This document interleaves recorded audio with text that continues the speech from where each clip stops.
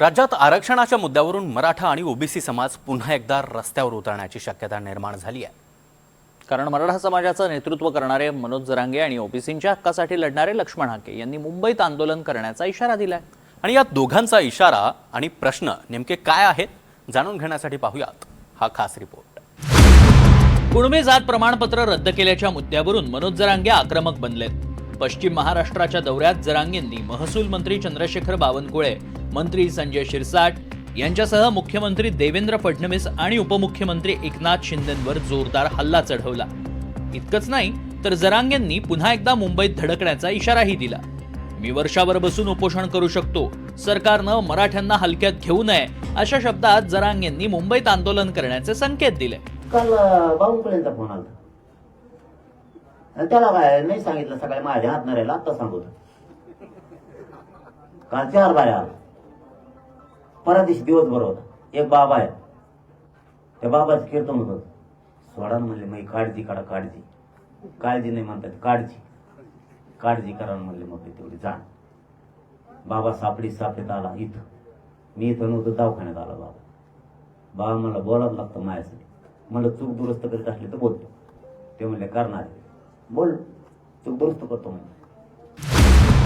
इतकंच नाही तर मनोज जरांगे यांनी पुन्हा एकदा मुख्यमंत्री उपमुख्यमंत्र्यांच्या सांगण्यावरूनच बावनकुळे आणि शिरसाट यांनी वातावरण बिघडवल्याचा आरोप केलाय। जात पडताळणी समितीनं सांगितलंय प्रमाणपत्र द्या, वैधता प्रमाणपत्र व्हॅलिडिटीचं देऊन टाका। हे सगळ्या महाराष्ट्राने वाचलं ना।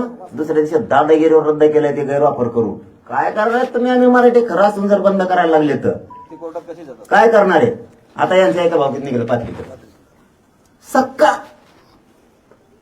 दुसऱ्याला द्यायचं नाही। मी कसं काय सोडी? मला राजकारणाशी कुठं देणं घेणं नाही, मी नाही सोडणार। मग शिंदे आडवा येऊ, नाही तर फडणवीस येऊ, नाही तो कुणी बी होती, मी सोडणार, कारण हे चूक आहे। एकीकडे मनोज जरांगेंनी पुन्हा मुंबईत धडकण्याचा इशारा दिलाय, तर दुसरीकडे ओबीसी समाजाच्या मागण्यांसाठी लक्ष्मण हाके यांनीही आंदोलनाची हाक दिली आहे। हाके यांनी जरांगेंवर टीका करत 1 सप्टेंबरला चलो मुंबईचा नारा दिलाय। तुम्ही 25 आमदार पाडले तर आम्ही ओबीसी तुमचे 100 आमदार पाडू असा इशारा हाकेंनी जरांगेंना दिलाय। 1 सप्टेंबरला या महाराष्ट्रातला ओबीसी, बीजेएमटी, एसबीसी, मुस्लिम समाजामधला ओबीसी, सर्व ओबीसी हा मुंबईकडे जाईल। मुंबईकडे जाऊन काय आंदोलन करायचं त्याचं धोरण स्वरूप आम्ही ठरवू, पण आम्ही 1 सप्टेंबरला मुंबईत असू। एक पहिला प्रश्न।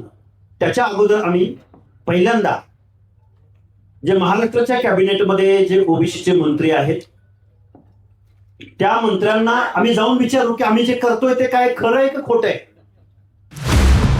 मराठा आरक्षण आणि कुणबी जात प्रमाणपत्राच्या मुद्द्यावरून जरांगेंनी रान पेटवलंय।